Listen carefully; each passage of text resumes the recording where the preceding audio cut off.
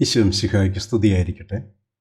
ഈ വീഡിയോയിൽ 1 സാമുവേൽ 3, 4 അധ്യായങ്ങളിൽ നിന്നുള്ള 75 ചോദ്യോത്തരങ്ങളാണ് അവതരിപ്പിക്കുന്നത്. ചോദ്യോത്തരങ്ങളിലേക്ക് കിടക്കാം. ചോദ്യം 1.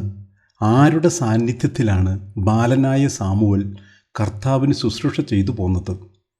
ഉത്തരം ഏലിയുടെ. ചോദ്യം 2.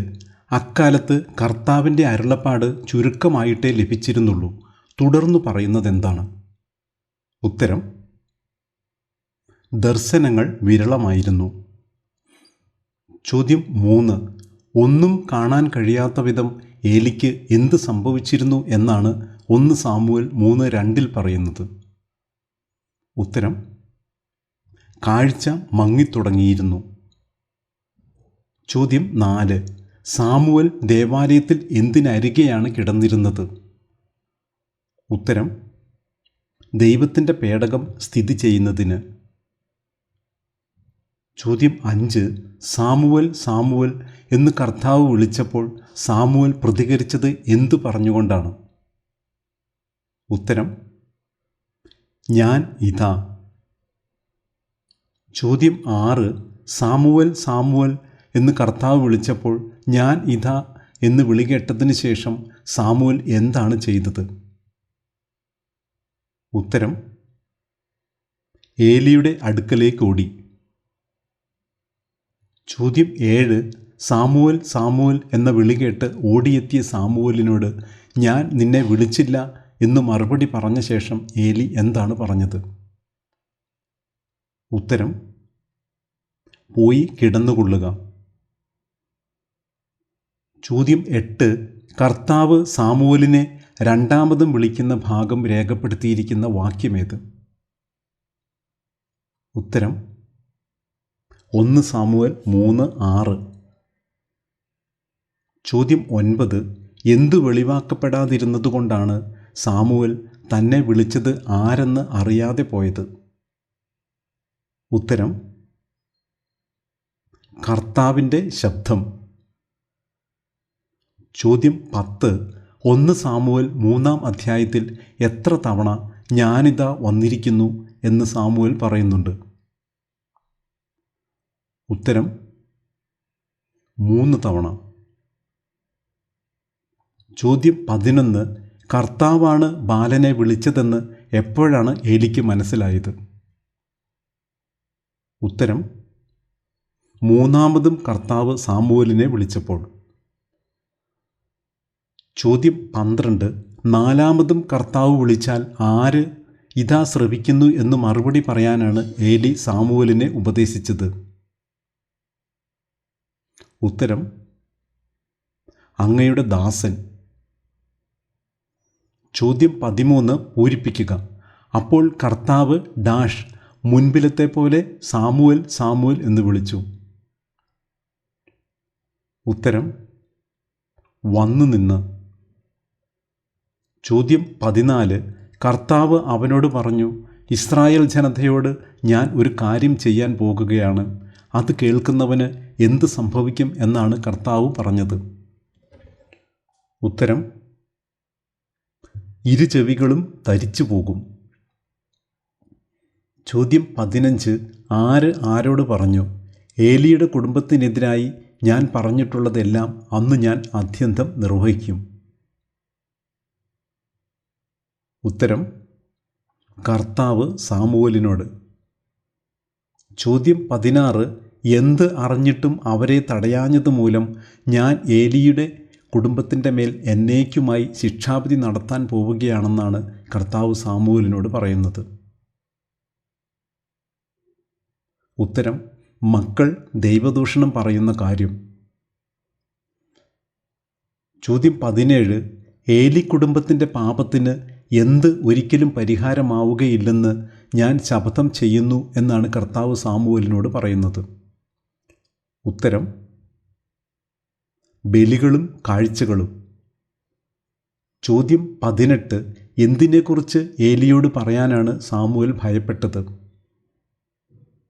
ഉത്തരം തനിക്കുണ്ടായ ദർശനം. ചോദ്യം 19. 1 സാമുവേൽ 3:16 ഏലി എന്തു വിളിച്ചുകൊണ്ടാണ് സാമുവേലിനെ അഭിസംബോധന ചെയ്യുന്നത്?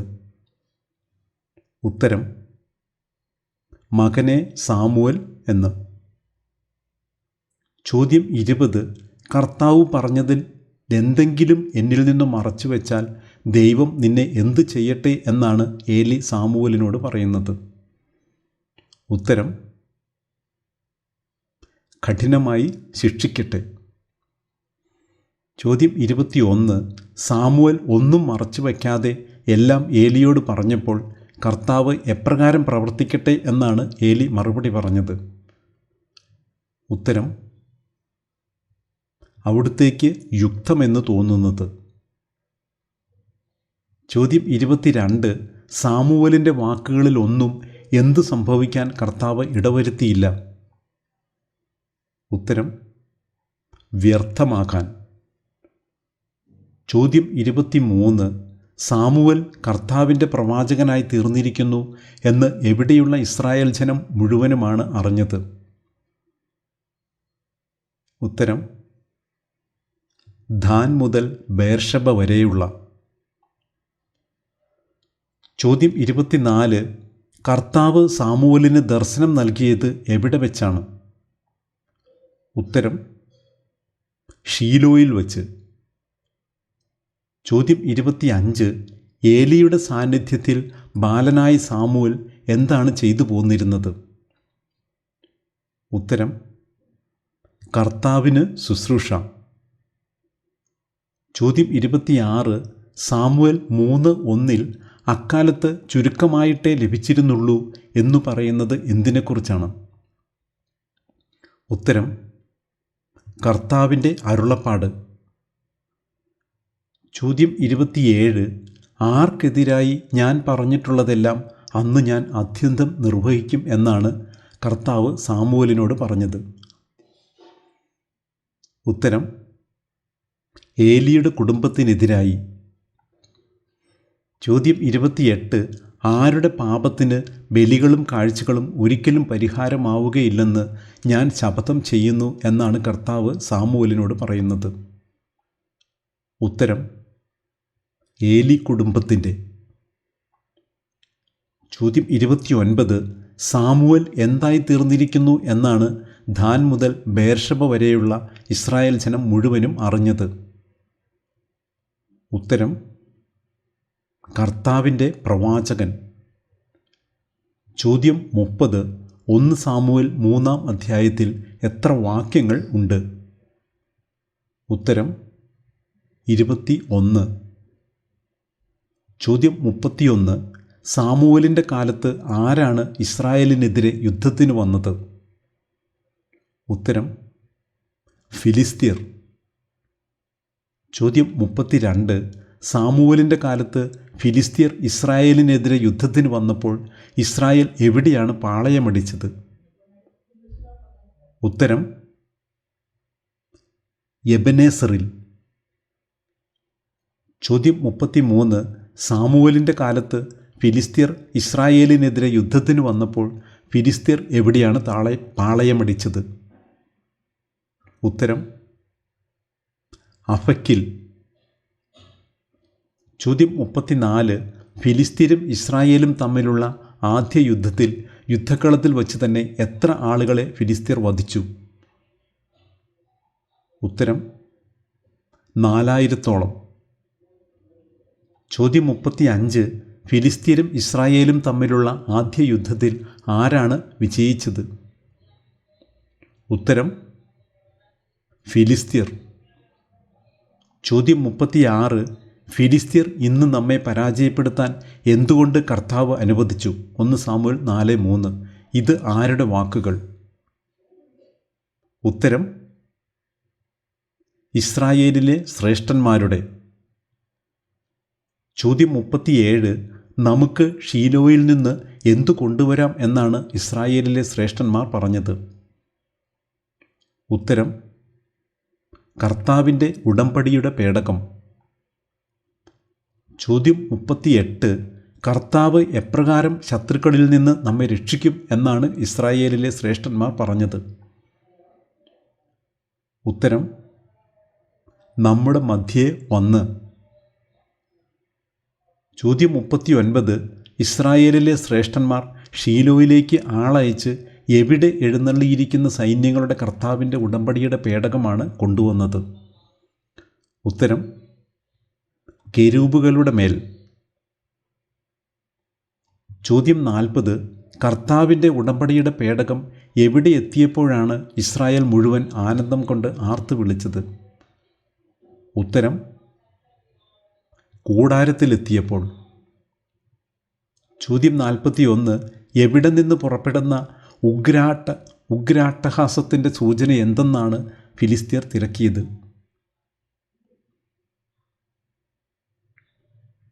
ഉത്തരം ഹെബ്രായുടെ കൂടാരത്തിൽ നിന്ന്. ചോദ്യം 42. ഹെബ്രായരുടെ കൂടാരത്തിൽ നിന്ന് പുറപ്പെടുന്ന ഉഗ്ര അട്ടഹാസത്തിൻ്റെ സൂചന എന്തെന്ന് തിരക്കിയ ഫിലിസ്തീർ എന്താണ് മനസ്സിലാക്കിയത്? ഉത്തരം കർത്താവിൻ്റെ പേടകം കൂടാരത്തിലെത്തിയെന്ന്.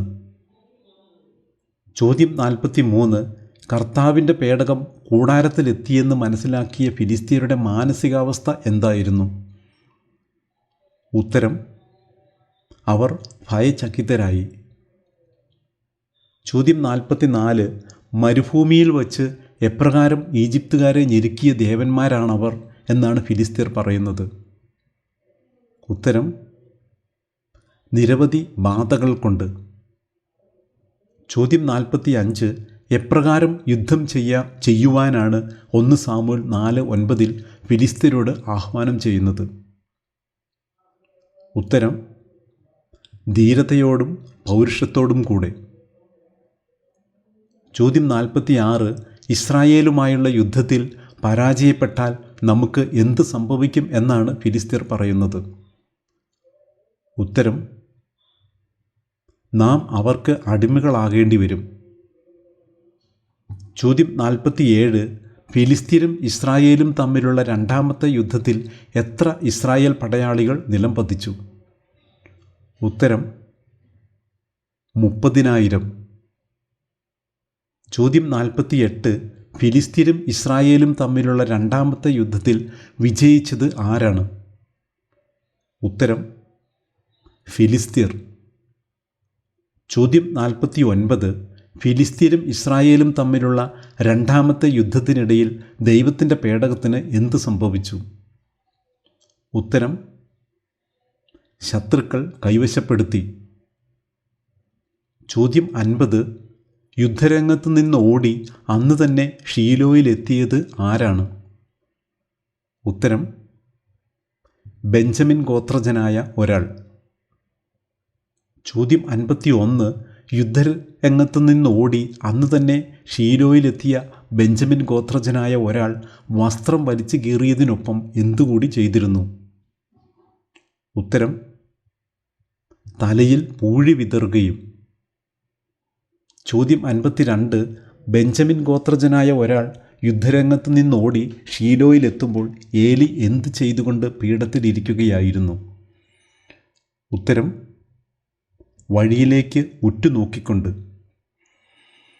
ചോദ്യം 53. ബെഞ്ചമിൻ ഗോത്രജനായ ഒരാൾ യുദ്ധരംഗത്ത് നിന്നോടി ഷീലോയിലെത്തുമ്പോൾ ഏലി എന്തിനെക്കുറിച്ച് ആകുലചിത്തനുമായിരുന്നു?